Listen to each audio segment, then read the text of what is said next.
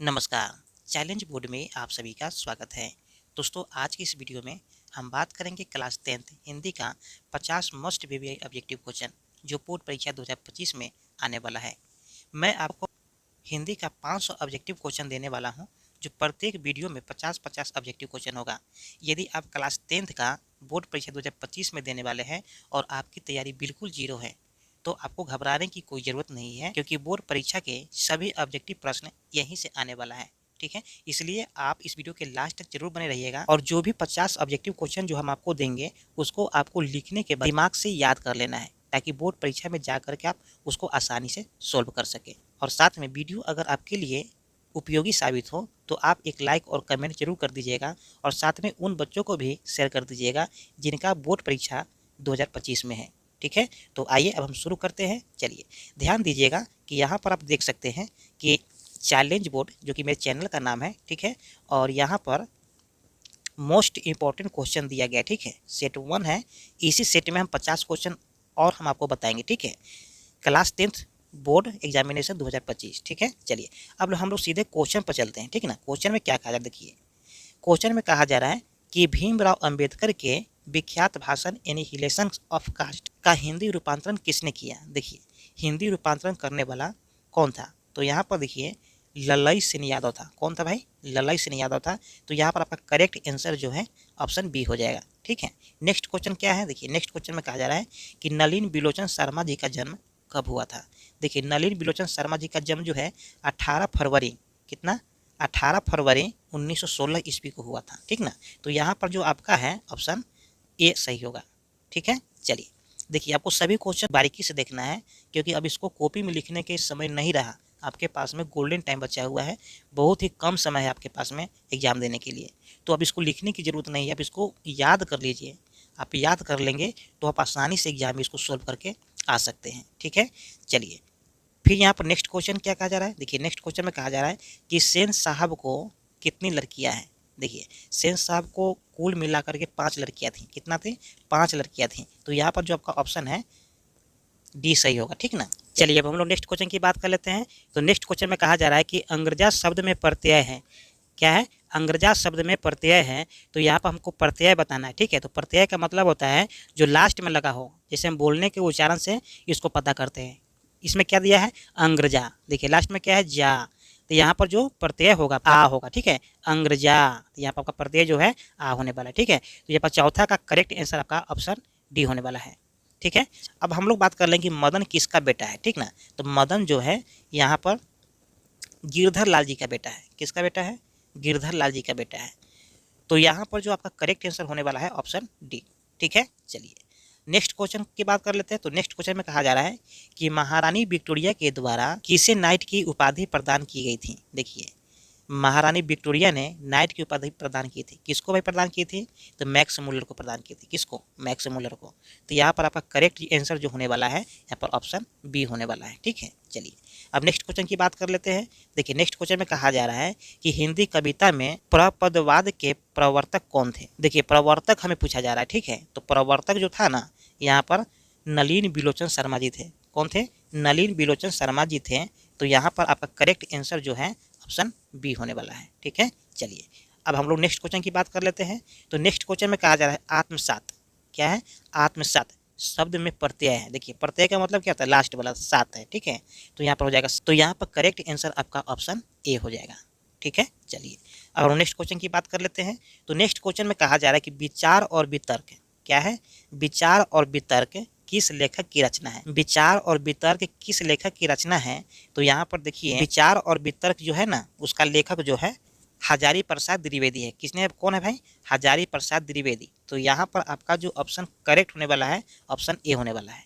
ठीक है, चलिए अब हम लोग नेक्स्ट क्वेश्चन की बात कर लेते हैं। तो नेक्स्ट क्वेश्चन में कहा जा रहा है कि नाखून बार बार काटते रहना और अलंकृत रहते रहना निरूपित करता है। देखिए ये किस चीज़ के लिए निरूपित करता है? ठीक है, नाखून बार बार काटते रहना और अलंकृत रहते रहना, देखिए सौंदर्य बोध और संस्कृति चेतना का ये हमें निरूपित करता है। ठीक है, तो यहाँ पर जो आपका करेक्ट आंसर होने वाला है ऑप्शन ए होने वाला है। ठीक ना, तो इसलिए यहाँ पर हम ए ऑप्शन को टेक आउट कर देंगे। अब नेक्स्ट क्वेश्चन की बात कर लेते हैं। नेक्स्ट क्वेश्चन में कहा जा रहा है कि घृणा शब्द का विलोम है। विलोम का मतलब होता है उल्टा।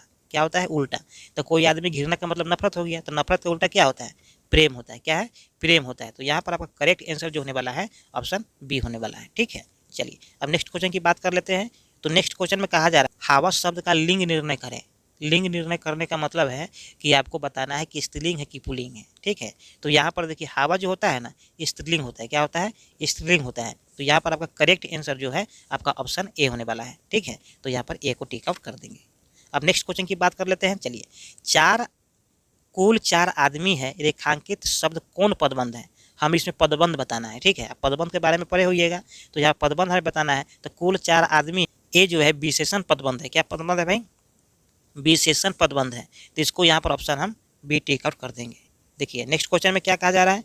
नेक्स्ट क्वेश्चन में कहा जा रहा है कि उसने अपने मित्र का पुस्तकालय खरीदा, वाक्य है। ठीक है, ये कैसा वाक्य है भाई, हमको ये बताना है।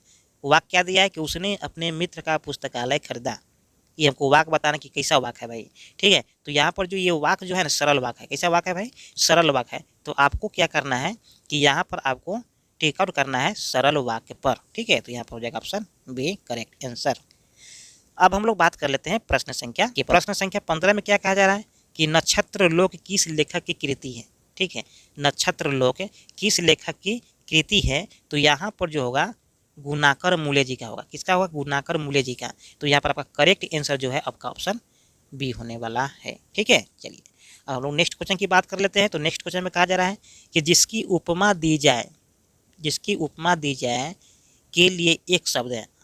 आप लोग पढ़े हुए कि एक शब्द अनेक शब्द। ठीक है, तो मैंने अनेक शब्द के लिए एक शब्द, तो उसी का एक क्वेश्चन है। ठीक है ना, जिसकी उपमा दी जाए उसको एक शब्द में हम क्या कहेंगे?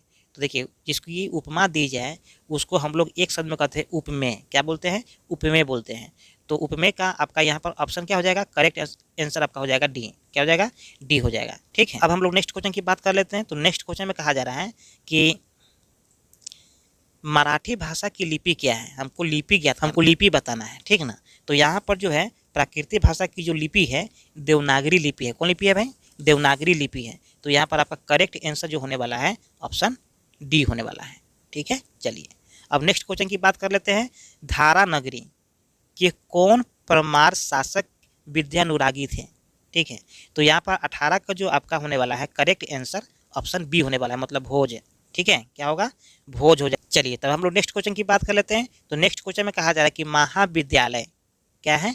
महाविद्यालय नामक कहानी संग्रह किनकी रचना है? देखिए तो यहाँ पर आपका करेक्ट आंसर होने वाला है विनोद कुमार शुक्ल। क्या होने वाला है? विनोद कुमार शुक्ल, ये आपका करेक्ट आंसर हो जाएगा। चलिए अब हम लोग बात कर लेते हैं प्रश्न संख्या 20 में। तो देखिए प्रश्न संख्या 20 में कहा जा रहा है कि बहादुर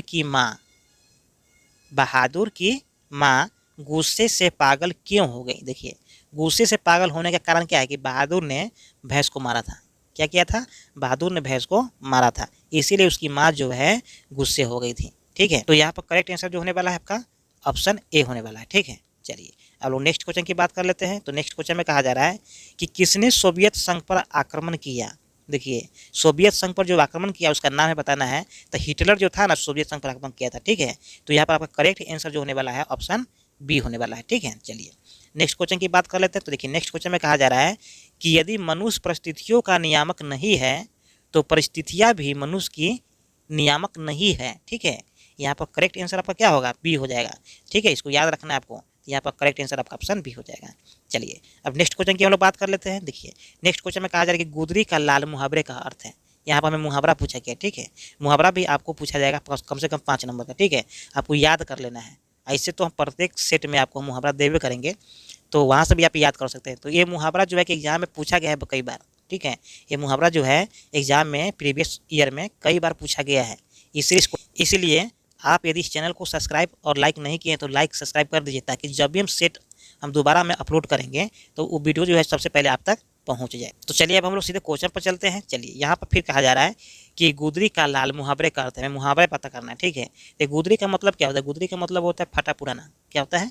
फटा पुराना। और लाल का मतलब होता है कुछ अच्छा। ठीक है, यानी कि जैसे सोना चांदी हुआ, आज के अभी के समय में लाल तो अपने पुत्र को भी कहा जाता है। ठीक ना, तो यही कहा जा रहा है गुदरी यानी फटे पुराने में अच्छा चीज़ उत्पन्न होना। मतलब इसका ये हुआ कि गरीब के घर में गुणवान का उत्पन्न होना। ठीक है, तो यहाँ पर जो आपका ऑप्शन होने वाला है करेक्ट है ऑप्शन बी होने वाला है। ठीक है, चलिए नेक्स्ट क्वेश्चन की हम लोग बात कर लेते हैं। तो नेक्स्ट क्वेश्चन में कहा जा रहा है कि गणेश क्या है, गणेश शब्द का पर्यायवाची है। पर्यायवाची का मतलब ये होता है कि उसका दूसरा नाम, ठीक है। जैसे कि आप ही का नाम है तो आपका दूसरा नाम क्या होगा, तो आपका पर्यायवाची हो गया। तो गणेश जी का पर्यायवाची क्या होगा, तो देखिए गणेश जी का पर्यायवाची जो है यहाँ पर लंबोदर हो जाएगा। क्या हो जाएगा, लंबोदर हो जाएगा। तो इसका करेक्ट आंसर जो है ऑप्शन ए हो जाएगा, ठीक है। चलिए नेक्स्ट क्वेश्चन की बात कर लेते हैं। तो नेक्स्ट क्वेश्चन में कहा जा रहा है कि प्रतिदिन शब्द कौन समास है, हमें समास बताना है। तो यहाँ पर जो आपका करेक्ट आंसर होने वाला है ऑप्शन डी, यानी कि अव्ययी भाव समास होने वाला है, ठीक है। तो यहाँ पर करेक्ट आंसर आपका ऑप्शन डी हो जाएगा। चलिए नेक्स्ट क्वेश्चन की बात कर लेते हैं। तो नेक्स्ट क्वेश्चन में कहा जा रहा है कि यशोधरा, यशोधरा शब्द का संधि विच्छेद कीजिए। देखिए संधि विच्छेद करना है मतलब इसको तोड़ना है, ठीक है। और तोड़ने के बाद में फिर अगर इसको जोड़े हम तो यशोधरा बन जाए। तो यहाँ पर ऑप्शन जो आपका हो जाएगा यश जोड़ धारा। क्या हो जाएगा, यश जोड़ धारा, यशोधरा, ठीक है। तो यहाँ पर करेक्ट आंसर आपका क्या हो जाएगा, ऑप्शन ए हो जाएगा। चलिए अब नेक्स्ट क्वेश्चन की हम लोग बात कर लेते हैं। तो नेक्स्ट क्वेश्चन में कहा जा रहा है कि इनमें शुद्ध वाक्य कौन है, हमें शुद्ध वाक्य चुनना है, ठीक है। देखिए शब्द तो केवल संकेत मात्र है। ऑप्शन ए में क्या कहा जा रहा है, शब्द तो केवल संकेत मात्र है। बी में कहा जा रहा है शब्द तो केवल संकेत है, शब्द तो केवल संकेत मात्र ही है। ये तो ऑप्शन ठीक नहीं लग रहा है, ठीक है। तो यहाँ पर ऑप्शन ए तो आपका नहीं होने वाला है, सही समझ में आ रहा है। आपका ये ऑप्शन करेक्ट नहीं होगा, ठीक है। आपका ऑप्शन बी करेक्ट हो जाएगा। क्या हो जाएगा, आपका ऑप्शन बी करेक्ट हो जाएगा। आपका ऑप्शन सी भी करेक्ट नहीं होने वाला है, ठीक है। और ये तो नहीं है, ठीक ना, आपको ध्यान रखना है, सबको शुद्ध वाक्य चुनना है, ठीक है। चलिए तो यहाँ पर आपका करेक्ट आंसर ऑप्शन बी हो जाएगा 27 का, ठीक है। अब नेक्स्ट क्वेश्चन की हम लोग बात कर लेते हैं। चलिए कवि घनानंद किस बादशाह के यहाँ मीर मुंशी का काम करते थे, मीर मुंशी का काम करते हैं मतलब मुंशी काम करते थे, ठीक है। तो यहाँ पर आपका करेक्ट आंसर जो होने वाला है मोहम्मद शाह रंगीले, उन्हीं के यहाँ जो है कवि घनानंद जी मीर मुंशी का काम करते थे, ठीक है। तो यहाँ पर आपका ऑप्शन जो है करेक्ट आंसर ऑप्शन बी होने वाला है, ठीक है। चलिए अब हम लोग नेक्स्ट क्वेश्चन की बात कर लेते हैं। देखिए नेक्स्ट क्वेश्चन में कहा जा रहा है कि जन्म के 6 घंटे बाद, कितने घंटे बाद, 6 घंटे बाद किनकी माता का देहांत हो गया था। देखिए सुमित्रा नंदन पंत जी का जन्म जब हुआ था उसके 6 घंटे के बाद में उसकी माता का देहांत हो गया था, ठीक है। तो यहाँ पर आपको याद रखना है, सब इंपॉर्टेंट क्वेश्चन है, ठीक है। ये सब क्वेश्चन 4 साल 5 साल पीछे ईयर में जो है क्वेश्चन पूछा गया है। ये सब क्वेश्चन का सिलेक्शन इसी तरीके से नहीं हुआ है, बहुत सोच समझ कर इस क्वेश्चन का सिलेक्शन हमने किया है, ठीक है। कि फिर से हो सकता है तो बोर्ड एग्जाम में ये आ जाए, आपको याद कर लेना सीधे दिमाग में, ठीक है। चलिए तो यहाँ पर आपका जो है करेक्ट आंसर क्या होगा, ऑप्शन बी हो जाएगा, यानी कि सुमित्रा नंदन पंत हो जाएगा, ठीक है। चलिए अब हम लोग नेक्स्ट क्वेश्चन की बात कर लेते हैं। फावरे और हल राजदंड बनने को है, यह पंक्ति किस कविता की है। देखिए यह पंक्ति जो है ना, जनतंत्र का जन्म, जनतंत्र का जन्म, ये जो पंक्ति जनतंत्र का जन्म, देखिए जनतंत्र का जन्म जो कविता है उसी कविता की यह पंक्ति है, फावरे और हल राजदंड बनने को है, ठीक है। चलिए अब हम लोग नेक्स्ट क्वेश्चन की बात कर लेते हैं। तो यहाँ पर आपका करेक्ट आंसर क्या हो जाएगा, ऑप्शन ए हो जाएगा, ठीक है। चलिए अब हम लोग नेक्स्ट क्वेश्चन की बात कर लेते हैं। देखिए नेक्स्ट क्वेश्चन में कहा जा रहा है एक वृक्ष की हत्या कविता किसकी रचना है। देखिए एक वृक्ष की हत्या कविता की जो रचना है यहाँ पर किसका है, कुंवर नारायण जी का है। किसका है, कुंवर नारायण जी का है। तो यहाँ पर आपका करेक्ट आंसर जो है ऑप्शन सी होने वाला है, ठीक है, ध्यान रखिएगा। चलिए अब हम लोग बात करते हैं नेक्स्ट क्वेश्चन के लिए। तो नेक्स्ट क्वेश्चन में कहा जा रहा है बीरेन डंडवाल का पहला कविता संग्रह है, बीरेन डंडवाल। देखिए बीरेन डंडवाल का जो पहला कविता है इसी दुनिया में, ठीक है। उसके पहला कविता का नाम क्या है भाई, तो पहला कविता का नाम है इसी दुनिया में, ठीक है। तो आपको याद रखना है कि 32 का आपका जो करेक्ट आंसर होने वाला है ऑप्शन बी होने वाला है, ठीक है। चलिए नेक्स्ट क्वेश्चन की बात कर लेते हैं। तो नेक्स्ट क्वेश्चन में कहा जा रहा है प्रकृति सौंदर्य की कविता के लिए विख्यात है। देखिए प्राकृतिक सौंदर्य से जो कविता लिखा जाता है वो अधिकांशतः कौन लिखते हैं भाई, तो सुमित्रा नंदन पंत जी लिखते हैं। किसने लिखा, सुमित्रा नंदन पंत। तो यहाँ पर आपका जो करेक्ट आंसर होने वाला है ऑप्शन बी होने वाला है, ठीक है। चलिए अब हम नेक्स्ट क्वेश्चन की बात कर लेते हैं। तो देखिए नेक्स्ट क्वेश्चन में कहा जा रहा है कि किस कवि ने वर्णाश्रम व्यवस्था और कर्मकांड का विरोध करके निर्गुण ब्राह्मण की भक्ति का प्रचार किया था। देखिए निर्गुण भक्ति का प्रचार करने वाला व्यक्ति गुरु नानक जी थे। कौन थे, गुरु नानक जी थे। तो यहाँ पर आपका जो करेक्ट आंसर होने वाला है आपका ऑप्शन बी है, आपको याद रखना है, ठीक है, बहुत ही इंपॉर्टेंट क्वेश्चन है। तो चलिए अब हम लोग नेक्स्ट क्वेश्चन की बात कर लेते हैं। तो नेक्स्ट क्वेश्चन में कहा जा रहा है कि नगर संवेदना के कवि हैं। देखिए नगर संवेदना के जो कवि हैं किनको कहा जाता है, तो कुंवर नारायण जी को कहा जाता है। किनको कहा जाता है, कुंवर नारायण जी को कहा जाता है, ये आपको याद रखना है, ठीक है। तो यहाँ पर आपका 35 के करेक्ट आंसर ऑप्शन सी हो जाएगा, ठीक है। चलिए दुर्दांत मानवीय विभीषिका का चित्रण करने वालों कविता है। तो यहाँ पर जो कविता है उसको हम लोग हिरोशिमा। तो यहाँ पर आपका करेक्ट आंसर ऑप्शन ए हो जाएगा। ठीक है, क्या हो जाएगा? ए हो जाएगा। ये सबको आपको याद रखना है, बहुत ही इंपॉर्टेंट क्वेश्चन है। ठीक है, चलिए नेक्स्ट क्वेश्चन की बात कर लेते हैं। तो नेक्स्ट क्वेश्चन में क्या कहा जा रहा है कि गुरु नानक के पद हैं। देखिए गुरु नानक के पद हैं, तो यहाँ पर गुरु नानक जी का जो पद है किस पर है? देखिए राम भक्तिमय गीत पर। क्या है? राम भक्तिमय गीत पर। तो यहाँ पर आपका जो करेक्ट आंसर होने वाला है आपका ऑप्शन ए होने वाला है। ठीक है, तो यहाँ पर हम करेक्ट ऑप्शन ए पर टिक आउट कर देंगे। ठीक है, चलिए नेक्स्ट क्वेश्चन की बात हम लोग कर लेते हैं। तो नेक्स्ट क्वेश्चन में कहा जा रहा है कि रस खान द्वारा कृष्ण लीला का गान किया गया है। देखिए कृष्ण लीला का जो गान किया गया है रस खान के द्वारा, कहाँ किया गया है? तो ये सवैयों में किया गया है। कहाँ किया गया है? सवैयों में किया गया है। तो यहाँ पर आपका जो करेक्ट आंसर होने वाला है ऑप्शन डी होने वाला है। ठीक है, चलिए अब नेक्स्ट क्वेश्चन की हम लोग बात कर लेते हैं। तो देखिए नेक्स्ट क्वेश्चन में कहा जा रहा है कि कवि प्रेमघन द्वारा अधिकांश काव्य रचना किस भाषा में की गई है? देखिए किस भाषा में की गई है हमको ये बताना है। ठीक ना, तो आपको पता है कि यहाँ पर जो कवि प्रेमघन द्वारा अधिकांश काव्य की जो रचना की गई थी ब्रज भाषा और अवधी भाषा में की गई थी। कहाँ की गई थी भाई? ब्रज भाषा और अवधी भाषा में की गई थी, आपको याद रखना है। ठीक है, तो यहाँ पर करेक्ट आंसर आपका जो है ऑप्शन बी हो जाएगा। ठीक है, चलिए नेक्स्ट क्वेश्चन की हम लोग बात कर लेते हैं। तो नेक्स्ट क्वेश्चन में कहा जा रहा है कि स्वर्ण किरण किस कवि की रचना है? स्वर्ण किरण किस कवि की रचना है? तो यहाँ पर आपका जो है सुमित्रा नंदन पंत हो जाएगा। क्या हो जाएगा? सुमित्रा नंदन पंत हो जाएगा। तो इसका करेक्ट आंसर आपका ऑप्शन सी हो जाएगा। ठीक है, ये सब आपको याद रखना है, बहुत ही इंपॉर्टेंट क्वेश्चन ये सब है। ठीक है, चलिए नेक्स्ट क्वेश्चन की बात कर लेते हैं कि आत्मजयी नामक प्रबंध काव्य किस कवि द्वारा लिखा गया है? इस कवि का नाम हमें बताना है। ठीक है, क्या करना है? उस कवि का हमें नाम बताना है। तो यहाँ पर आपका जो कवि होगा कुंवर नारायण जी होंगे। कौन होंगे? कुंवर नारायण जी। तो यहाँ पर आपका करेक्ट आंसर जो है ऑप्शन सी होने वाला है। ठीक, यहाँ पर ऑप्शन सी हो जाएगा। चलिए अब नेक्स्ट क्वेश्चन की हम लोग बात कर लेते हैं। देखिए तो नेक्स्ट क्वेश्चन में कहा जा रहा है कि आधुनिक साहित्य में एक प्रमुख प्रतिभा थे।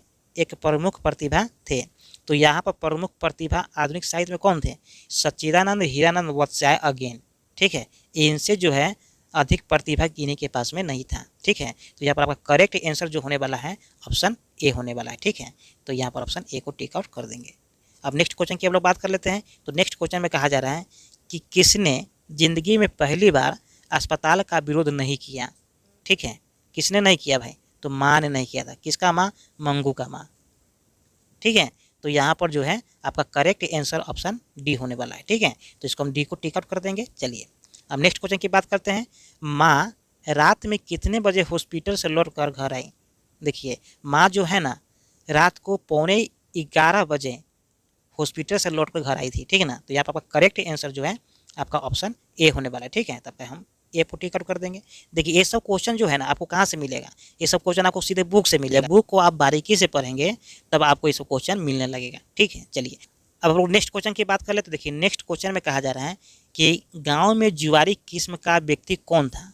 देखिए गाँव में जो जुआरी किस्म का जो व्यक्ति था वो रगप्पा था। कौन था भाई? रगप्पा था, वो जुआरी किस्म का आदमी था। ठीक है, तो यहाँ पर आपका जो ऑप्शन सी करेक्ट होने वाला है। ठीक है, 45 का। चलिए नेक्स्ट क्वेश्चन की हम लोग बात कर लेते हैं। तो नेक्स्ट क्वेश्चन में कहा जा रहा है कि सात कोरी होता किस भाषा का प्रमुख कथाकार है? ठीक है, हमको क्या बताना है? भाषा बताना है। क्या बताना है भाई? भाषा बताना है। तो हमको भाषा हो जाएगा यहाँ पर उड़िया। कौन भाषा हो जाएगा? उड़िया भाषा हो जाएगा। सात कोरी होता उड़िया भाषा के प्रमुख कथाकार है। ठीक है, चलिए अब हम लोग बात कर लेते हैं नेक्स्ट क्वेश्चन के लिए। तो नेक्स्ट क्वेश्चन में कहा जा रहा है कि देवी नदी बांध के नीचे किसका घर था? देखिए देवी नदी बांध के जो नीचे था लक्ष्मी जी का घर था। किसका था? लक्ष्मी का। ठीक ना, तो यहाँ पर करेक्ट आंसर जो आपका होने वाला है ऑप्शन सी होने वाला है। नेक्स्ट क्वेश्चन हम लोग बात कर लेते हैं। चलिए नेक्स्ट क्वेश्चन में कहा जा रहा है कि मंगू के अलावा माँ की कितने संतानें थी? देखिए मंगू के अलावा जो था ना माँ की जो संतानें थी यहाँ पर 3 थी। ठीक है, मंगू के लेकर कितना संतान था? 4 संतान था। तो यहाँ पर आपका जो ऑप्शन होने वाला है करेक्ट ऑप्शन बी होने वाला है। ठीक है, तो बी को टिक आउट कर देंगे। नेक्स्ट क्वेश्चन की बात कर लेते हैं। तो नेक्स्ट क्वेश्चन में कहा जा रहा है कि किसने सीता को रसमलाई भेजी थी?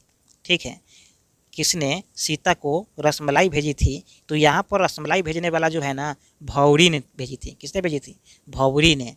तो यहाँ पर आपका करेक्ट आंसर ऑप्शन डी हो जाएगा। ठीक है, तो डी को हम टिक आउट कर देंगे। चलिए नेक्स्ट क्वेश्चन की हम लोग बात कर ले, यानी कि अंतिम क्वेश्चन का। ठीक है, तो अंतिम क्वेश्चन में कहा जा रहा है कि सीता के बड़े लड़के का क्या नाम था? देखिए सीता के जो बड़े लड़के था ना उसका नाम कैलाश था। क्या नाम था? कैलाश। तो यहाँ पर आपका करेक्ट आंसर जो होने वाला है ऑप्शन ए होने वाला है। ठीक है, चलिए।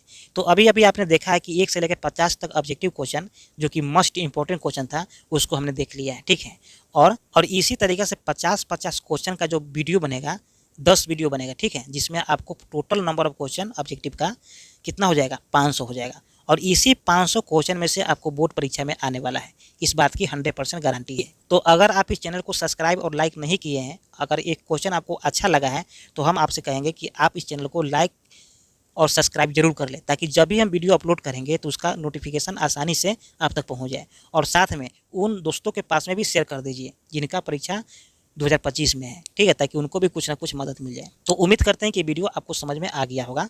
फिर मिलते हैं एक और नए वीडियो में, तब तक के लिए जय हिंद।